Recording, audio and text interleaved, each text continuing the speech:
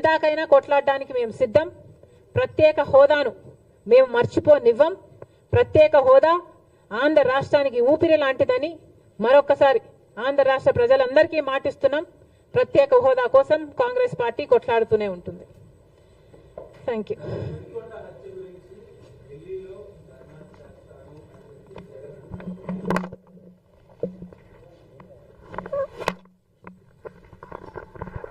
ఏది విత్తుతారో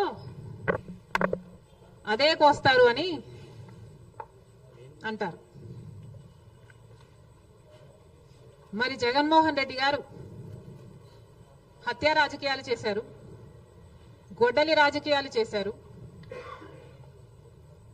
హత్య చేయించిన వాళ్ళతో భుజాలు రాసుకొని తిరిగారు. సొంత చెల్లెళ్ళకే వెన్నుపోటు పొడిచారు. 5 కోట్ల మంది ఆంధ్ర రాష్ట్ర ప్రజలకు బీజేపీ పార్టీకి ప్రత్యేక హోదాను తాకట్టు పెట్టారు. ఈరోజు జగన్మోహన్ రెడ్డి గారు ఢిల్లీలో ధర్నా చేస్తారా? ప్రత్యేక హోదా కోసం ఎందుకు చేయలేదండి ధర్నాలు?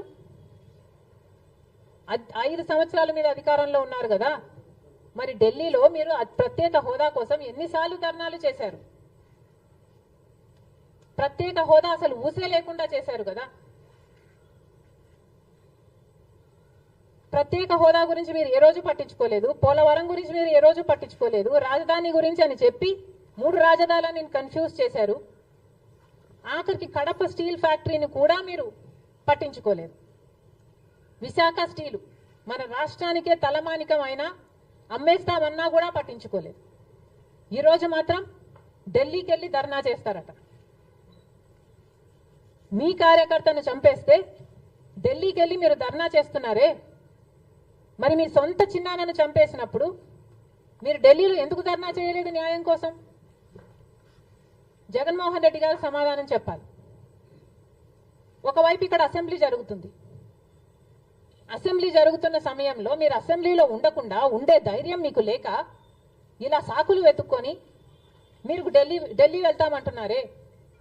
అంటే అసెంబ్లీలో ఏ బిల్లు ప్రవేశపెట్టినా అది ప్రజలకు వ్యతిరేకమైన అది పాస్ అయిపోవాలనా?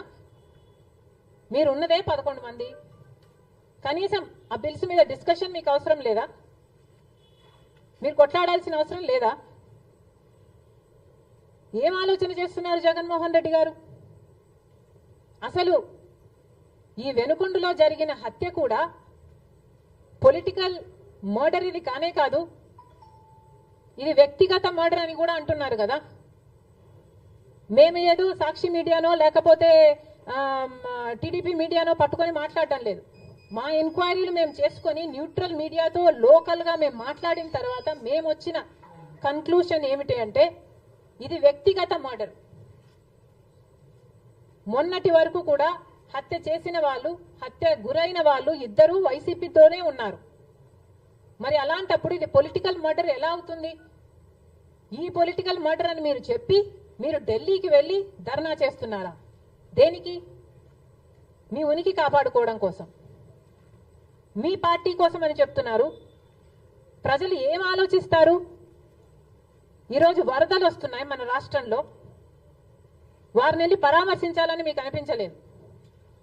కానీ వ్యక్తిగత మర్డర్లో మీ పార్టీకి సంబంధించిన 2 కొట్టుకొని చచ్చిపోతే ఈరోజు మీరు ఢిల్లీకి వెళ్ళి ధర్నా చేస్తారా? ప్రజల కోసం మీరు ఎందుకు నిలబడలేదు?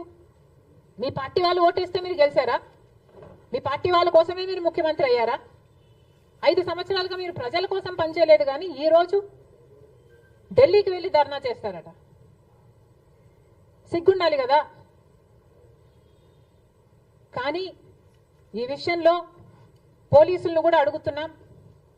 నడి రోడ్డు మీద ఇలా హత్యలు చేసుకుంటుంటే పోలీసులు ఏం చేస్తున్నారు? ఆంధ్ర రాష్ట్ర పోలీసులుగా మీ బాధ్యత కాదా లా అండ్ ఆర్డర్ మెయింటైన్ చేయడం? ముఖ్యమంత్రి గారు, డిప్యూటీ ముఖ్యమంత్రి గారు చంద్రబాబు గారు, పవన్ కళ్యాణ్ గారిని కూడా ప్రశ్నిస్తున్నాం. మీ హయాంలో నడి రోడ్డు మీద ఇలా మర్డర్లు జరిగితే మీరు బాధ్యులు కారా? మీకు ఆపాల్సిన బాధ్యత లేదా? లా అండ్ ఆర్డర్ ఉన్నట్టా చచ్చిపోయినట్టా మన రాష్ట్రంలో? మళ్ళీ చెప్తున్నాం, మీరు జోక్యం చేసుకోండి. ఇలాంటివి కాకుండా చూసుకోండి. పోలీసులు కూడా అప్రమత్తంగా ఉండాలి. ఈ లా అండ్ ఆర్డర్ సిచ్యువేషన్ ని కంట్రోల్ చేయాల్సిన బాధ్యత పోలీసులకు ఉంది, ముఖ్యమంత్రికి ఉంది, డిప్యూటీ చీఫ్ మినిస్టర్కి ఉంది. దయచేసి మళ్ళీ ఇలాంటివి జరగకుండా చూడండి.